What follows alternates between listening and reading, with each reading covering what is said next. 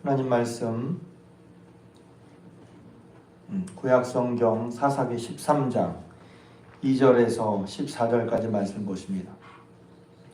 구약성경 사사기 13장 2절에서 14절까지 말씀.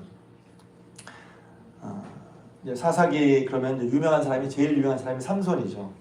삼손 얘기는 참 많은 이야기가 있고 또 흥미진진해서 또 재미있어서 영화로도 되고, 여러분 삼손 이야기는 영화로도 많이 나왔잖아요.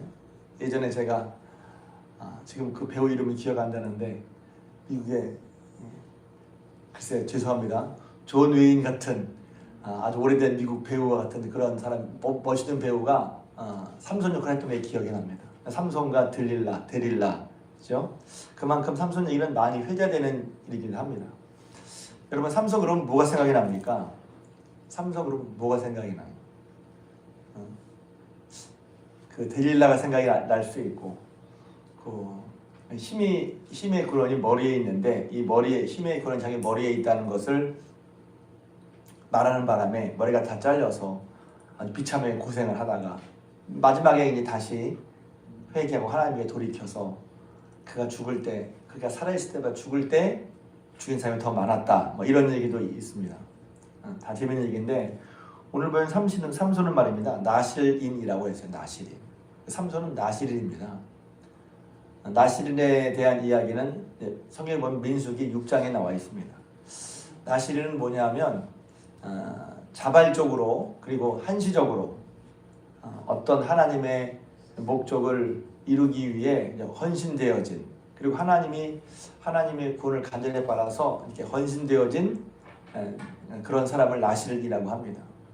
나실인의 특징은, 나실인의 모습은 뭐냐면 머리를 깎지 않고 또 포도나무의 열매와 포도주를 먹지 않고 부정한 것에, 특히 이제 시체 같은 거 손대지 않는 것이 나실인의 그런 모습이었습니다. 그냥 겉으로 머리 깎지 않고 포도의 열매를 먹지 않는다는 것이 뭐 하지 말라가 아니라, 그것은 그렇게 함으로 해서 이제 그가 어떤 것에 전념하고 있다, 평상시에 근신하면서 절제하면서 어떤 일에 전념하고 있다는 것을 보여주는 거예요. 그러니까 맥없이 그냥 먹지 말고 하지 말라가 아니라 무엇 때문에 이게 중요한 거예요. 그래서 뭐 하지 말라가 아니라 하지 말라가 중요한 게 아니라 그러면서 무엇에 집중하고 있느냐가 중요하죠. 그래서 나실이 된 사람 중에 나실의 소원도 바울도 나실의 소원을 한 적이 있습니다. 그래서 겐그레에서 서운한 것을 있기 때문에 머리를 깎지 않다가 이래서 머리 깎았다, 이런 얘기 있거든요. 죄송합니다. 사도 바울도 나실의 소원을 나름 지키고 있었던 것을 볼 수가 있습니다. 근데 여기서 이제 왜 나실이로, 근데 삼손은 보면 좀 달라요. 이 삼손은 나기 전부터, 이런 말 많이, 나기 전부터 뱃속에서부터 쉽게 말하면 나실이로 선택을 받았어요.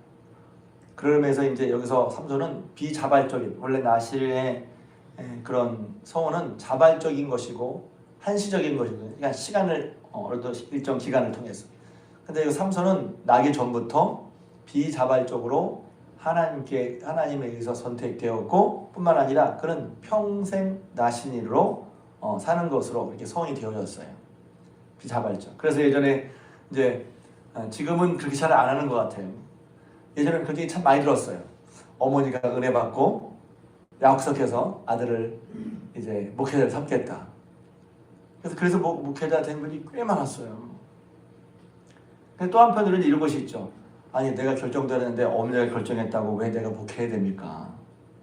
이런 식의 어떤 고민일까요? 고민이랄까요? 또 아니, 쉽게 말하면 하나님이 말씀대로 하기 싫다보다 이렇게 부담인 거죠.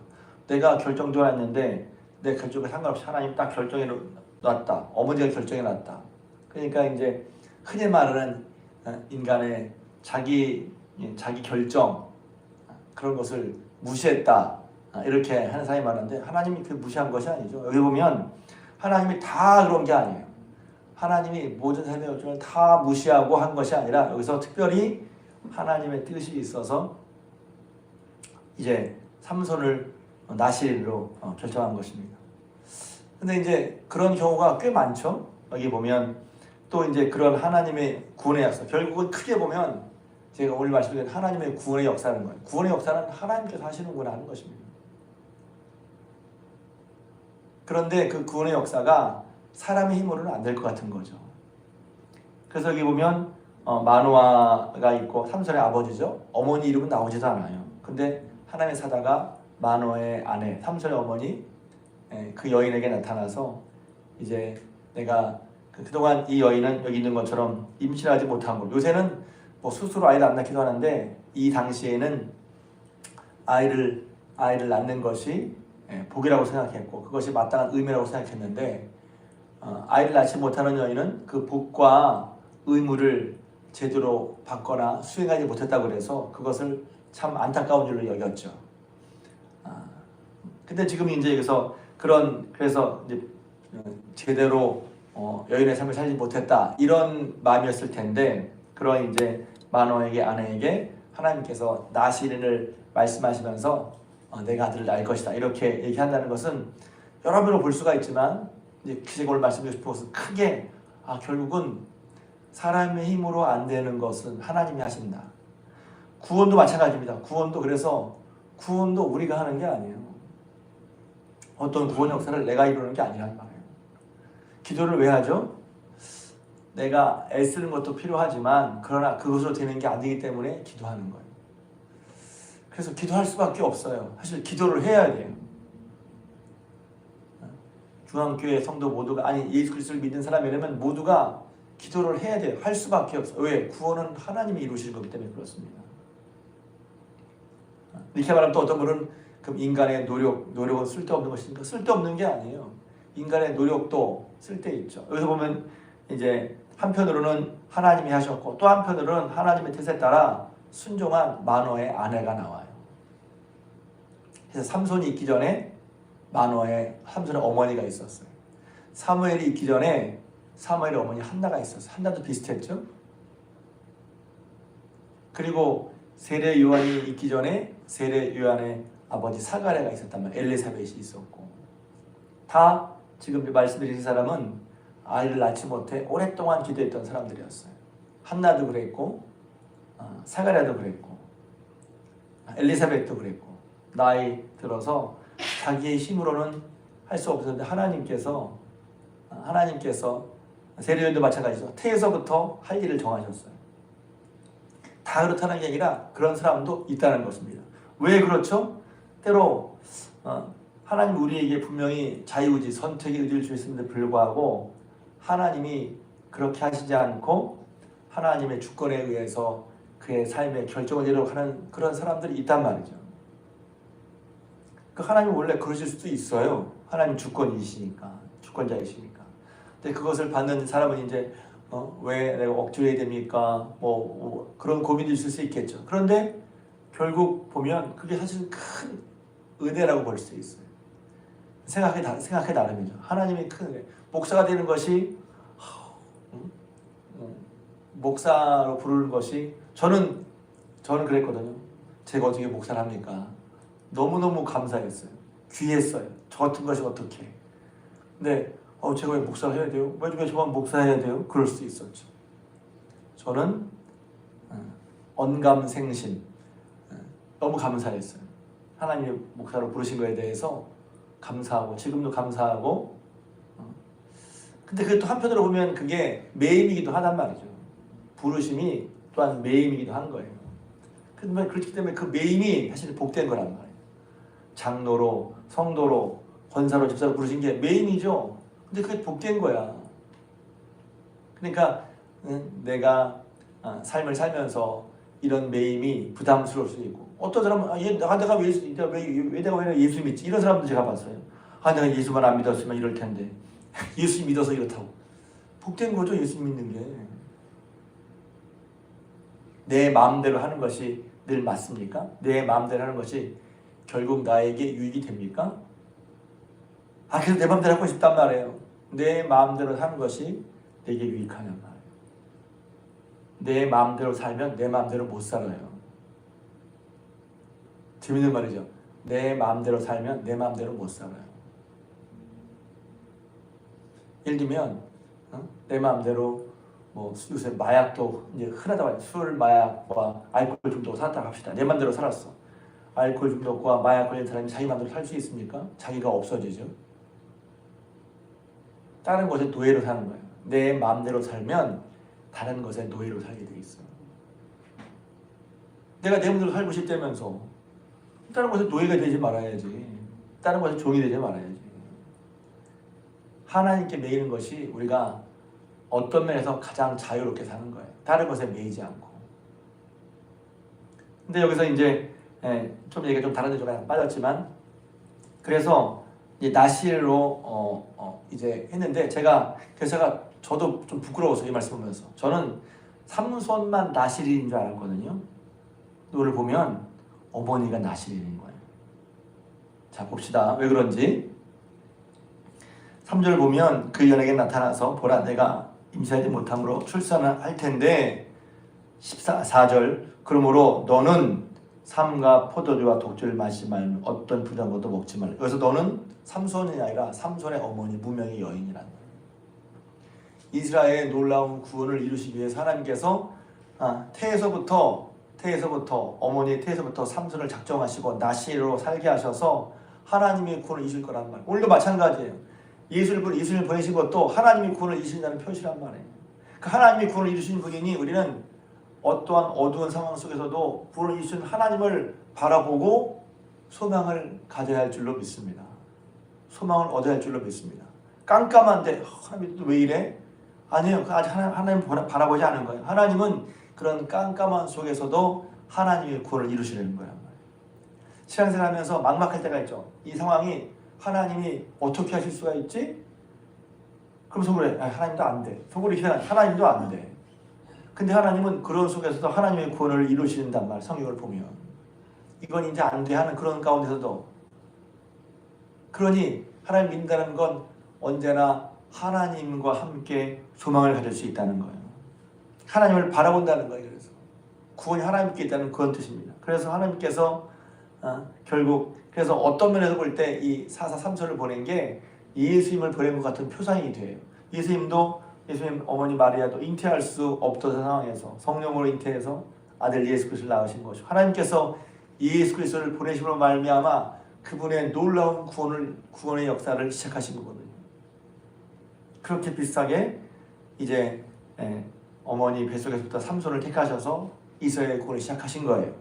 또 한편 그랬을 때 하나님께서 그렇게 말씀하실 때 이 삼손의 어머니 이름도 없는 이 여인은 그 말씀을 듣고 하나님의 구원을 이루시기 위해서 하나님의 말씀대로 순종하는 삶을 살았던 거예요. 포도주와 독주를 마시지 말며 어떤 부정도 먹지 말라. 내가 임신하여 아들을 낳을 텐데 그의 머리에 삭도를 대지 말고 그 아이를 이렇게 키워라. 두 번째는 스스로 본인이 거룩한 삶을 살아올 뿐만 아니라 태어날 아들도 거룩한 삶을 살도록 했어요. 부모의 역할, 자기가 거룩한 삶을 살 뿐만이 아니라 자기의 자녀들도 거룩한 삶을 살 수 있도록 가르치는 거란 말이죠. 그래서 먼저 포도주와 독주를 마시지 말고 내가 먼저 나시로 거룩한 삶을 살면서 그래요. 그러니까 저는 그래서 제가 성경을 정말 자세히 그리고 다 안다고 생각하고 그냥 처음 읽은 것처럼 봐야지. 좀 부끄러웠어요 정말. 삼손만 나실이 아니라 어머니도 그렇게 했었구나 하는 제가 이제 성경을 읽으면서 이렇게 생각했다니까요. 제가 참 목사인데도 불구하고 삼손의 어머니부터 나실인처럼 왜 나실을 낳아야 될 사람이니 나실을 통해 하나님의 구원 역사를 일으킬 사람을 낳을 사람이니 어머니부터 보니까 나실인처럼 살았어요. 그러니까 태에서부터 구별받은 그런 삼손은 어머니가 먹는 것을 그도 먹을 것이고 어머니가 보는 것을 그도 볼 것 아니겠어요? 그래서 나시로 태어날 삼손을 위해서 어머니부터 나실인처럼 살았단 말이에요. 그게 하나님의 구원 역사를 하시지만 우리가 하나님의 구원 역사를 정말 우리가 해야 될 것이 뭐죠? 여기 있는 것처럼 하나님 말씀에 넓게 보면 순종하는 거죠. 어떤 사람은 이렇게 생각해요. 하나님이 하실 것이니까 우리가 뭘 하건 간에 뭐 상관이 있어요? 그러니까 하나님의 주권적인 역사와 우리의 응답은 전혀 상관이 없는 게 아니에요. 하나님 주권적인 역사하실 것이죠. 어쩌면 우리도 필요 없이 역사하실 거예요. 그러면 하나님이 하시니까 우리는 아무것도 안 하냐가 아니라 우리는 그런 하나님의 역사에 순종으로 응답하는 것이죠. 이 두 가지가 같이 있는 거예요. 하나님이 다 하시니까 우리는 할 거 없어요? 이런 생각도 문제가 있어요. 성경은. 그게 딱 이론적으로 맞지 않지만 그러면 우리가 해야 되는 거 우리가 다 할 수 있는 거 아니에요? 우리가 힘으로 하니까? 아니, 하나님이 하셔야 되는 거예요.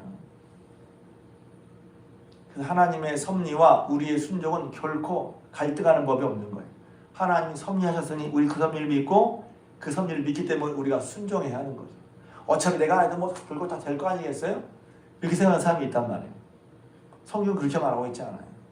하나님의 구원의 섭리가 있고 그걸 그래야만 우리가 우리의 구원을 경험할 수 있단 말이에요. 그러면 그 섭리를 믿는다고 해서 하나님 하실 것이니까 우리는 아무것도 안 해도 된다가 아니라 그 섭리를 믿기 때문에 하나님 말씀대로 순종하는 거란 말이에요. 그래서 여기 보면 이제 그 뒤에 보면 이 삼손의 어머니 이름도 이 무명의 여인 무명의 어머니가 삼손의 하나님 사람의 말대로 순종한단 말이에요. 마노아도 부모님 순종하고 얘기는 좀 더 내일 더 할 텐데 그러니 다시 한번 우리가 이 새벽에 왜 하나님 우리 함께 기도해야 되죠? 구원이 하나님께 있단 말이에요. 그러니 하나님을 바라보며 구원의 하나님을 알고 때로는 우리가 하나님의 구원이 희미해져서 하나님이 이렇게 하시는 거예요 정말? 그랬을 때 하나님께서 알파와 오메가라는 말씀을 계시를 하시잖아요. 결국 말씀대로 되는 것을 믿고 구원이 하나님께 있음을 믿고 그런 하나님을 경외하고 하나님을 경외했기 때문에 그런 상황에서 하나님을 바라보며 소망을 얻고 그런 소망 가운데 기도를 쉬지 않는 저렴 되시기를 주님의 이름으로 부탁을 드립니다. 그렇기 때문에 또 한편으로는 기도하면서 우리가 하나님 말씀 앞에 순종해야 될 줄로 믿습니다. 구원자를 바랄 뿐만 아니라 내가 하나님의 말씀 뿐만 아니라 하나님의 말씀에 따라 오늘 마노아 가정이 그 자녀에게 거룩한 삶을 가르친 것처럼 우리도 자녀들에게 하나님 믿고 따르는 거룩한 삶을 가르쳐야 할 줄 믿습니다. 내식의 가정교육이 아니라 내식 가정교육이 있죠. 그러나 양보할 수 없는 게 있어요.